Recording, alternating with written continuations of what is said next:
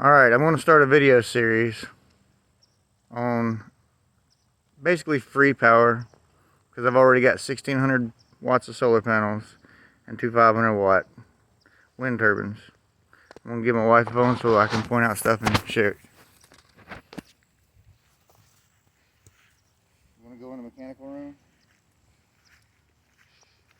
So technically, those are supposed to be 500 watt solar panels. Wind turbines, and altogether it's right about 1600 watts of solar panels up there. I've collected them over the years, and I was powering that camper with it when I had a friend living there. But you come in here, do not get this brand. It's garbage. It lasted about a month and it failed.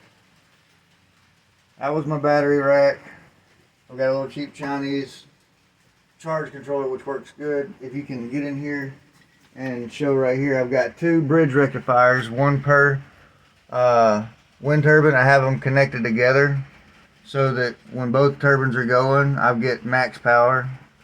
You got to put over however many volts your battery bank is for it to charge any. Anyways, all this is going to be 48 volts. I'm going to charge my personal car, which I have had throttle body issues lately, and my son kind of didn't close the hood right and the hood popped up and busted the windshield. So I'm going to use my car, transfer it to 48 volts, and charge it off of this system on a normal basis. Theoretically, free power, even though I did spend money on all this in the past. And we're going to cut the video real quick and go straight to the car, and you'll see the car. Alright, here it is. Here's my personal car. It's the 87 Nissan Pulsar NX. It don't weigh a whole lot, and it's got this little baby 1.6 liter engine in it, which, like I said, the throttle body's jacked up. It's an old car, and she's been beat pretty bad, but got a good gearbox. It does miss fifth gear, but other than that, all the gears work. And you want to pan the inside, the interior's not bad. It's T-top. It's fun to drive when it runs. It really is fun to drive. Same thing as the Nissan Sentra, just with a really neat body kit. No, we're not rich. Obviously, that's my personal car. That's parked out here now because of the issues it has.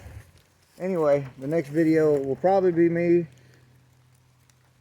tearing the exhaust, the fuel system, and all that good stuff out of my car, taking the head off of it. I'll bring you with me when we go buy a forklift motor. That's how I intend to do it. But either way, I hope you liked the video, and until next time.